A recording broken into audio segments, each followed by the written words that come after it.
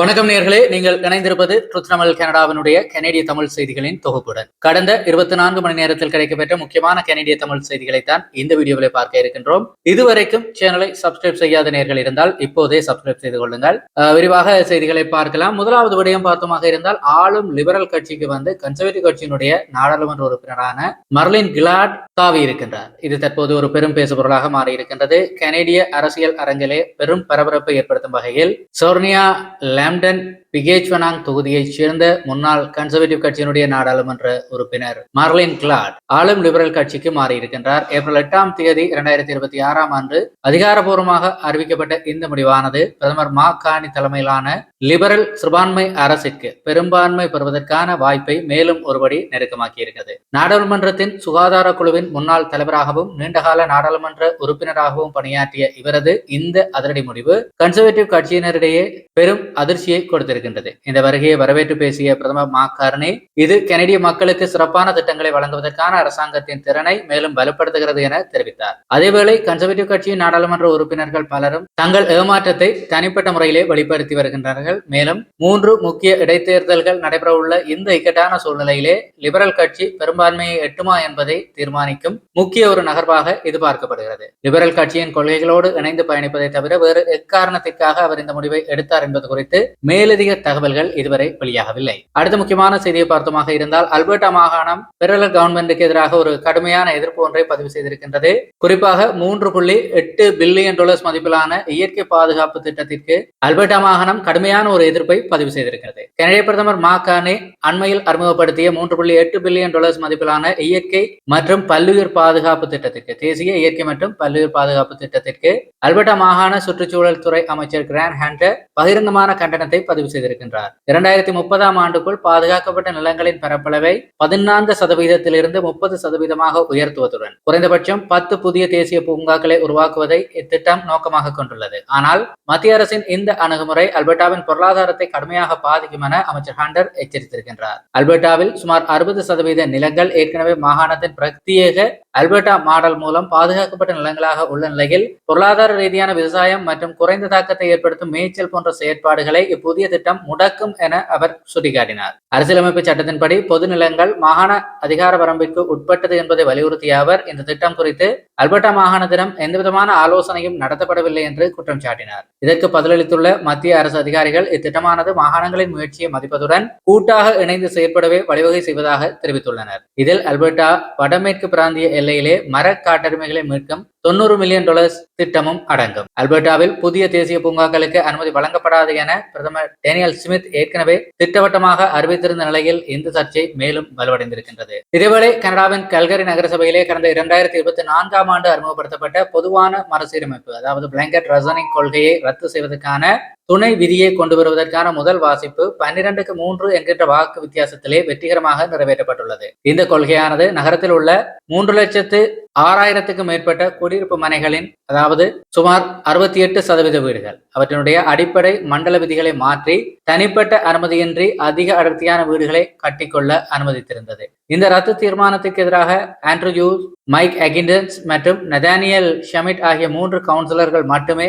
வாக்களித்தார்கள். இதேவேளை மக்களின் நம்பிக்கையை மீட்கும் விதமாக மேயர் ஜெரோமி பார்காஸ் இந்த ரத்து நடவடிக்கைக்கு முழு ஆதரவை கொடுத்தார். இந்த மாற்றத்தின் மூலம் ஒரு ஹெக்டேருக்கு 75 இருந்த வீடுகளின் எண்ணிக்கை 60 குறைக்கப்படுகிறது. மேலும் கட்டிடத்தின் உயரம் 10 மீட்டராக வரம்படப்பட்டுள்ளதுடன் எல்லையற்ற நில அமைப்பும் ரத்து செய்யப்பட்டிருக்கின்றது, அதாவது ஜீரோ லோட் லைன்ஸும் ரத்து செய்யப்பட்டிருக்கின்றது. எதிர்காலத்திலே நடைபெறும் மறுசீரமைப்பு பணிகளுக்கு புதிய அனுமதி மற்றும் பொது விசாரணைகள் அவசியமாக்கப்பட்டுள்ளது. இது குறித்து கருத்து தெரிவித்த கவுன்சிலர் டான் மெக்லின், பழைய கொள்கை சமூகங்களிடையே பிரிவினையை ஏற்படுத்தியதாக குறிப்பிட்டார். வீடமைப்பு வளர்ச்சியையும் மக்களின் கவலைகளையும் சமநிலையில் கையாள வேண்டும் என கவுன்சிலர் ஆண்ட்ரே சபோட் வலியுறுத்தியிருந்தார். இதேவேளை நேர்களே, பிரிட்டிஷ் கொலம்பியாவின் விக்டோரியாவில் அமைந்திருக்கின்ற புகழ்பெற்ற ஹார்ட்லி பார்க் நிலம் தொடர்பிலே எஸ்கிமால்ட் பூர்வ குடியினர் கனடிய தலைமை வழக்கறிஞருக்கு எதிராக பிரிட்டிஷ் கொலம்பியா உச்சநீதிமன்றத்தில் அதிரடி வழக்கு ஒன்றை தாக்கல் செய்திருக்கிறார்கள். லேக்புங்கன் சமூகத்தைச் சேர்ந்த சுமார் 384 உறுப்பினர்களை கொண்ட இந்த பூர்வ குடியினர் 227 ஹெக்டேர் பரப்பளவை கொண்ட இந்த நிலத்தின் மீதான தங்கள் பாரம்பரிய உரிமையை கோரியிருக்கிறார்கள். ராயல் ரோட்ஸ் பல்கலைக்கழகம் அமைந்துள்ள இந்த நிலைப்பகுதியானது 2015ஆம் ஆண்டின் டெமெக்ஸ்டபிள்யூ ஒப்பந்தத்தின் கீழ் சாங்கீஸ் பூர்வ குடிகளுக்கு மாற்றப்பட உள்ள நிலையிலே தங்களை அந்த ஒப்பந்தத்திலிருந்து புறக்கணித்து விட்டதாக எஸ்கிமால்ட் தரப்பு குற்றம் சாட்டுகிறது. இந்த நிலத்தை தாங்கள் ஒருபோதும் யாருக்கும் விட்டுக் கொடுக்கவில்லை என்றும் இது தொடர்பான ஆலோசனைகள் தங்களிடம் நடத்தப்படவில்லை என்றும் அவர்கள் வாதிடுகிறார்கள். தங்களது கலாச்சாரம் மற்றும் அடிப்படை உரிமைகளை இந்த நடவடிக்கைகள் கடுமையாக பாதிப்பதாக தெரிவித்து நஷ்டஈடும் கோரியிருக்கிறார்கள். இந்த வழக்கானது ஆரம்பகட்ட அறிவிப்பு நிலையிலே தற்போது இருக்கின்றது. இதேவேளை கனடிய மத்திய அரசின் உயர் மட்டத்திலே பெரும் பரபரப்பை ஏற்படுத்தி இருக்கின்ற மற்றொரு செய்தியாக தற்போது கனடிய தேசிய பாதுகாப்பு துறையின் துணை அமைச்சராக பதவி வகிக்கின்ற கிறிஸ்டியன் ஃபாக்ஸ் நெறிமுறைகளை மீறி இருக்கின்றார் என்கின்ற தகவல் வெளியாகி இருக்கின்றது. பெரும் சர்ச்சையை ஏற்படுத்தி இருக்கின்றது. இதற்கு முன்னர் அவர் குடிவரவுத்துறை அமைச்சராக இருந்த காலகட்டத்திலே தகுதியற்ற தனது பழைய நண்பர் ஒருவருக்கு பதவியை வழங்கியதன் மூலம் முரண்பாடான நலன்கள் தொடர்பான அரசாங்கத்தின் விதிகளை மீறி இருக்கின்றார் என கூட்டாட்சி நெறிமுறை கண்காணிப்பாளர் உறுதி செய்துள்ளார். எனினும் அந்த தகுதியற்ற நபர் யார், அவரது வயது என்ன மற்றும் இந்த விதிமீறலுக்காக துணை அமைச்சருக்கு எதிராக எடுக்கப்பட உள்ள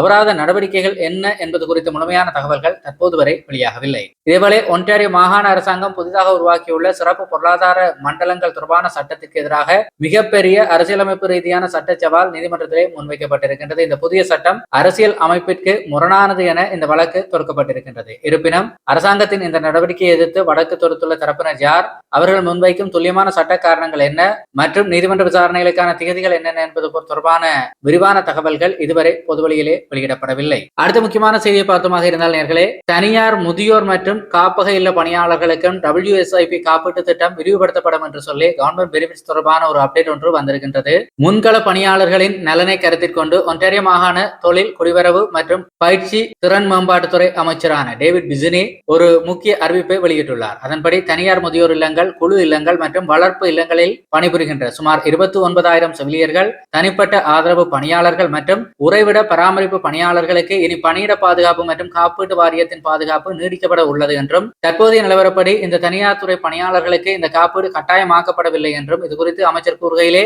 எங்கள் முன்கள பராமரிப்பு பணியாளர்கள் தங்கள் பணியின் போது ஏதாவது அசம்பாவிதம் ஏற்பட்டால் தங்களுக்கு முழுமையான பாதுகாப்பு உள்ளது என்பதை உறுதியாக அறிந்திருக்க வேண்டும் என்றும் தெரிவித்திருந்தார். அதாவது இந்த புதிய காப்பீட்டு திட்டமானது நிச்சயமாக அந்த தொழில்முறை ஆபத்தில் இருந்த செவிலியர்களுக்கு நிச்சயமாக ஒரு நிம்மதியை கொடுக்கும் என்று நம்பப்படுகிறது. அடுத்த முக்கியமான செய்தியை பார்த்தமாக இருந்தால், பிரிட்டிஷ் கொலம்பியாவை சேர்ந்த சாரா மற்றும் எமா என்கின்ற 2 சிங்கிள் மதர்ஸ் தாங்கள் இருவரும் ஜெசன் வாஷிங்டன் என்கின்ற ஒரே நபரை திருமணம் செய்து கொண்டுள்ளோம் என்ற அதிர்ச்சியூட்டும் உண்மையை கண்டறிந்திருக்கிறார்கள். 2018க்கு பின்னர் தான் சாராவும் எமாவும் இவரை திருமணம் செய்திருக்கிறார்கள். 2025ஆம் ஆண்டில் கிடைத்த தகவல்களின்படி ஜெசன் வாஷிங்டன் 3 வெவ்வேறு அதிகார வரம்புகளில் மொத்தமாக 4 சட்டபூர்வமான திருமண சான்றிதழ்களை கொண்டிருக்கின்றார். மேலும் குடிபோதையில் வாகனம் ஓட்டி ஒருவரை பலி கொண்ட வழக்கிலே நியூயார்க்கின் எரிக் கவுண்டியில் 3 ஆண்டுகள் சிறைவாசம் அனுபவித்து 2024இல் விடுதலையானவர் என்பதும், 2001இல் அமெரிக்க இராணுவத்தில் இருந்து ஒழுக்கமின்மை காரணமாக நீக்கப்பட்டவர் என்பதும் அம்பலமாகி இருக்கின்றது. குழந்தைகளிடம் வன்முறையாக நடந்து கொண்டதுடன் விவாகரத்து ஆவணங்களை முழுமையாக சமர்ப்பிக்காமல்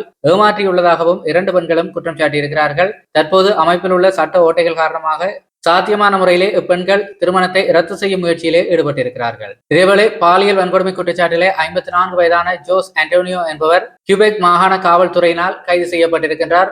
இவர் ஒரு மசாஜ் தெரபிஸ்டாக பணியாற்றி வந்திருந்த காலகட்டத்திலே தன்னுடைய கஸ்டமர்களை பாலியல் ரீதியாக துன்புறுத்தி இருக்கிறார் என்பது அவர் மீதான குற்றச்சாட்டாக இருக்கின்றது. இவரால் மேலும் அதிகமானவர்களும் பாதிக்கப்பட்டிருக்கலாம் என்கின்ற ஒரு சூழ்நிலையிலே ஜோஸ் ஆண்டோனியோவினால் பாதிக்கப்பட்டவர்கள் இருந்தால், குறிப்பாக இவர் கியூபெக்கை சேர்ந்தவர், இவரால் பாதிக்கப்பட்டவர்கள் இருந்தால் 1800-659-4264 என்கின்ற கட்டணமில்லா தொலைபேசி இலக்கத்தை தொடர்பு கொண்டு தகவல் தெரிவிக்கலாம் என்று அறிவிக்கப்பட்டிருக்கின்றது. இதேவேளை நேர்களே, மொன்றியலில் 27 வயதான கோனார் பேட்ரிக் என்கின்ற நபரை கொடூரமாக கொலை செய்த வழக்கிலே 22 வயதான சாட் பினல் மற்றும் 19 வயதான ஜெய்டன் பினல் ஆகிய சகோதரர்கள் மீது 2ஆம் நிலை கொலை குற்றச்சாட்டு தற்போது பதிவு செய்யப்பட்டிருக்கின்றது. 2024 மே 18ஆம் தேதி அதிகாலை 4:30 அளவில் தான் இந்த கொடூர கொலை சம்பவம் அரங்கேறியிருக்கின்றது. அந்த பாதிக்கப்பட்டவரினுடைய இதயம் மற்றும் கல்லீரலில் பலத்த கத்திக்குத்து விழுந்ததால் அவர் 2 லிட்டருக்கும் அதிகமான இரத்தத்தை இழந்து பரிதாபகரமாக உயிரிழந்திருக்கிறார் என்பது மரணத்திற்கான மிக கிட்டிய காரணமாக இருக்கின்றது. நீதிபதி கேத்ரின் பெரால் முன்னிலையிலே தொடங்கி இருக்கின்ற இந்த விசாரணை அரசு தரப்பு வழக்கறிஞர்கள் பிலிப் வெலியஸ் மற்றும் ரொலாண்ட் கரோலின் ஆகியோர் முன்னிலையிலே விசாரணைக்கு வந்திருக்கின்றது. இந்த சகோதரர்களை ஒரு பிரிக்க முடியாத ஜோடி எனவும் அவர்கள் இணைந்தே இந்த கொலை குற்றத்தை செய்திருப்பதாகவும் வாதிட்டிருக்கிறார்கள் அந்த சட்டத்திறனிகள். இதேவேளை குற்றம் சாட்டப்பட்ட சகோதரர்கள் குற்றத்தை மறுத்துள்ள நிலையிலே கொலைக்கான உறுதியான நோக்கம் இதுவரை மர்மமாகவே உள்ளதாக தெரிவிக்கப்பட்டிருக்கின்றது. இதேவேளை கனடாவில் தொடர்கின்ற வாகன திரட்டு பிரச்சனையிலே ஒரு புதிய திருப்பமாக ஒரு ஊடக நிறுவனம் ஒன்றின் தீவிர விசாரணை விசாரணையிலே பல அதிர்ச்சியூட்டும் தகவல்கள் வெளியாகி இருக்கின்றது. மொன்றியல் நகரை தளமாக கொண்ட பல ஏற்றுமதி நிறுவனங்கள் திருடப்பட்ட கார்கள் மற்றும் பிற வாகனங்களை சட்டவிரோதமாக கப்பல்கள் மூலம் வெளிநாடுகளுக்கு அனுப்பி வந்துள்ளமை கண்டறியப்பட்டிருக்கின்றது. இந்த மாபெரும் கடத்தல் வலையமைப்பில் எந்தெந்த ஏற்றுமதியாளர்கள் ஈடுபட்டுள்ளார்கள், இதுவரை எந்தெந்த வாகனங்கள் வெளிநாடுகளுக்கு கடத்தப்பட்டுள்ளது என்பது போன்ற துல்லியமான தரவுகள் ஆரம்ப கட்ட செய்திகளிலே விரிவாக தெரிவிக்கப்படவில்லை. தொடர்ச்சியான புலனாய்வு செய்தி அறிக்கையை தொடர்பாக சிபிசி செய்தி நிறுவனம் மேற்கொண்டு வருகிறது. விரிவான செய்திகளை அவர்களுடைய இணையதளத்திலே நேர்கள் பார்க்க முடியும். இதேவேளை அஜாக்ஸ் பகுதியிலே கார் மோதி 77 வயதான முதியவர் ஒருவர் பலியாகி இருக்கின்றார். ஒன்டாரியோ டர்ஹாம் பிராந்தியத்தில் இருக்கின்ற அஜாக்ஸ் நகரிலே நடந்த கோர விபத்திலே தான் இந்த 77 வயதான முதியவர் ஒருவர் கடந்த செவ்வாய்க்கிழமை இரவு 10:30 அளவிலே உயிரிழந்திருக்கின்றார். விபத்தை ஏற்படுத்திய காரை ஓட்டி வந்த 22 வயதான இளம்பெண் எவ்வித காயமும் இன்றி உயிர் தப்பியிருக்கின்றார். இந்த சம்பவம் குறித்து டர்ஹாம் பிராந்திய காவல்துறையின் மோதல் விசாரணை பிரிவு தீவிரமாக விசாரித்து வருகிறது. சாட்சிகள் யாரேனும் இருப்பின் 1888 579 1520 அல்லது எக்ஸ்டென்ஷன் 5226 என்கின்ற எண்ணிலே தொடர்பு கொள்ளுமாறு கோரப்பட்டிருக்கிறீர்கள். இதேவேளை கியூபெக் மாகாணம் மொன்றியலின் லாசன் பகுதியில் இருக்கின்ற ஒரு கட்டுமான தளத்தில் ஏற்பட்ட பெரும் அசம்பாவிதத்திலே சாலையில் சென்று கொண்டிருந்த கார் மீது ஒரு மிகப்பெரிய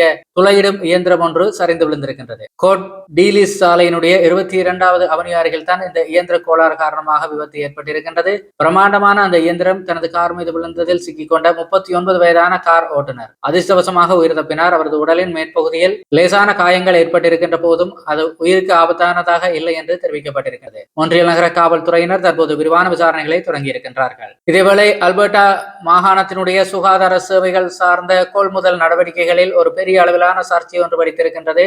எட்மண்டனை சேர்ந்த தொழிலதிபர் சாம் மரை என்பவருக்கு சொந்தமான எம்ஹெச்கேர் மெடிக்கல் கார்ப்பரேஷன் நிறுவனத்தினுடைய $614 மில்லியன் மதிப்பிலான ஒப்பந்தங்கள் வழங்கப்பட்டதுதான் இந்த சர்ச்சைக்கு மிக முக்கிய காரணமாக மாறியிருக்கின்றது. இது தவிர தனியார் அறுவை சிகிச்சை ஒப்பந்தங்களும் பெரும் விவாதத்தை கிளப்பியிருக்கின்றது. AHS-னுடைய முன்னாள் நிர்வாக அதிகாரியான அதனா மென்சலோபோலோஸ் இந்த விவகாரத்திலே விலைகள் மிகையாக உயர்த்தப்பட்டுள்ளதாக கூறி தன்னை முறையற்ற வகையில் பதவியிலிருந்து நீக்கியதாக வழக்கு தாக்கல் செய்திருக்கின்றார். அல்பர்டா பிரதமர் டேனியல் ஸ்மித் உட்பட பல அமைச்சர்கள் தொழிலதிபர் மராய்ச்சினுடைய பிரத்யேக அறையிலிருந்து NHL ஹாக்கி போட்டிகளை கண்டுகளித்ததும் தற்போது அம்பலமாகி இருக்கின்றது. ஓய்வு பெற்ற நீதிபதி ரெமண்ட் வாயன் தலைமையிலான விசாரணை குழுவும் RCMP காவல்துறையும் இது குறித்து தீவிர விசாரணைகளில் ஈடுபட்டுள்ளது. இத்துடன் இன்றைய நாளுக்கான கனேடிய செய்திகளினுடைய தொகுப்பு முடிவுக்கு வருகிறது. நேயர்களே, தொடர்ச்சியாக செய்திகளை பெற்றுக்கொள்ள சேனலை மறக்காமல் சப்ஸ்கிரைப் செய்திருப்பதோடு நம்முடைய கனேடிய செய்திகளுக்கான வாட்ஸ்அப் குழுவிலே இணைந்திருப்பதையும் உறுதிப்படுத்திக் கொள்ளுங்கள். மீண்டும் ஒரு வீடியோவுடன் சந்திப்போம். நன்றி.